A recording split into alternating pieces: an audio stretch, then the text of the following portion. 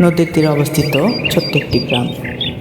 গ্রামের সকলে হাসি খুশিভাবে বসবাস করত।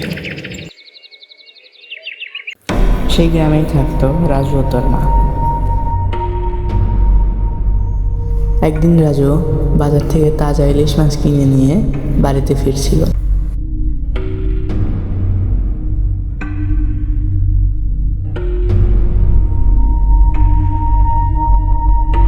বাড়ি ফিরতে দেরি হওয়ায় রাজু নদীর তীরের রাস্তাটি বেছে নেয়।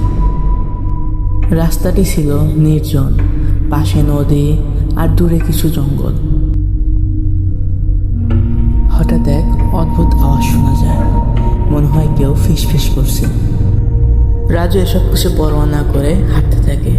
সে কিছুদূর যাওয়ার পর তার হাত থেকে ইলিশ মাছটি পড়ে যায়, আর অদ্ভুতভাবে সেই মাছটির চোখ জ্বলছিল। এইদিকে রাজু খুব ভয় পায় আর বলে, এটা কি? মাছের চোখে জ্বলছে কেন? এই বলে সে মাছটি তুলতে গেল। ঠিক তখনই একটা ঠান্ডা হাওয়া বয়ে যায়।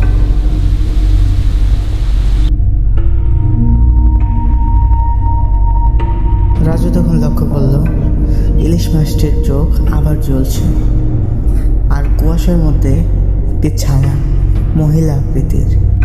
ফিসফিস শব্দ আরো বাড়তে থাকে, যেন কেউ বলছে, আমার মাছ ফেরত দে। রাজু দৌড়াতে শুরু করলো। এবার সে পেছনে ঘুরে দেখলো ছায়াটি তার পেছন পেছন আসছে।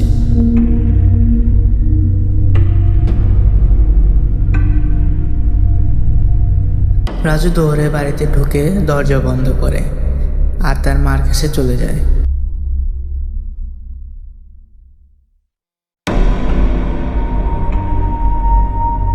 তখন রাজুর মা রাজুকে জিজ্ঞেস করে, কি রে রাজু, মাছ কোথায় আর হাঁপাচ্ছিস কেন?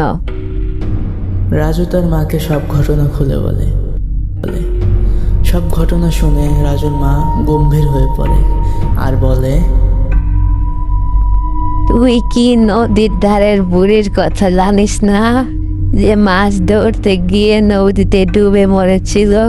ওর আত্মা ইলিশ মাছের সঙ্গে জড়িয়ে রয়েছে। তুই ওর মাছ নিয়েছিস। কিন্তু আমি তো বাজার থেকে কিনেছি। হঠাৎ বাইরে থেকে দরজায় ঠক ঠক শব্দ। জানালা দিয়ে দেখা যায় কুয়াশার মধ্যে ছায়াটি দাঁড়িয়ে আছে। রাজু ও তার মা ভয়ে কাঁপছে। তখন রাজুর মা বলে, মাছ ফেরত দিতে হবে, না হলে ছাড়বে না। তখন রাজু আর তার মা বাড়ির বাইরে আসে।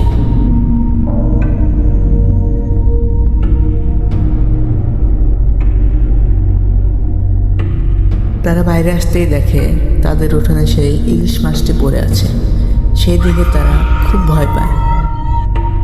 রাজু, আমাদের এই মাছটা এখনই নদীতে ফেলে আসতে হবে, চল। তখন রাজু মাছটির দিকে এগিয়ে যায়।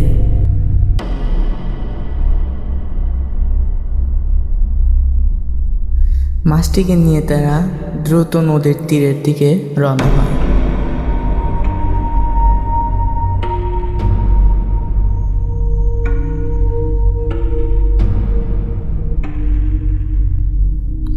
রাজু আর তার মা নদীর তীরে পৌঁছায়। তারা লক্ষ্য করে কুয়াশার মধ্যে একটি ছায়ামূর্তি দাঁড়িয়ে আছে। রাজু আর দেরি না করে ইলিশ মাছটি নদীতে ফেলে দেয় আর বলে, আমি আর কোনোদিন তোমার মাছ নেব না। তখন ছায়াটি ধীরে ধীরে কুয়াশায় মিলিয়ে যায় আর রাজু ও তার মা বাড়িতে ফিরে আসে।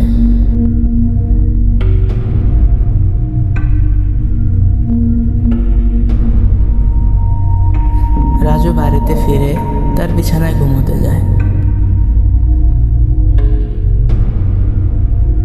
রাত গভীর হয়, রাজুর ঘুম আসছিল না।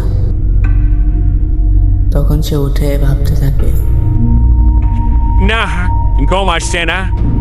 যাই বাইরে থেকে একটু ঘুরে আসি, মাছটা ফেরত দিয়েছি, আর কোনো ভয় নেই। এই ভেবে রাজু ঘরের বাইরে চলে যায়। রাজু উঠোনে এসে দেখতে পেল সেই মাছটি তার উঠোনে পড়ে আছে। এবারেও সেই মাছটির চোখ অস্বাভাবিকভাবে জ্বলছে। এই দেখে রাজু খুব ভয় পেল আর চিৎকার দিয়ে বলে, এটা কি কখনো শেষ হবে না? হ্যালো বন্ধুরা, যদি ভিডিওটি ভালো লেগে থাকে তাহলে like, comment, share and subscribe করে পাশে থাকবেন। আল্লাহ হাফেজ।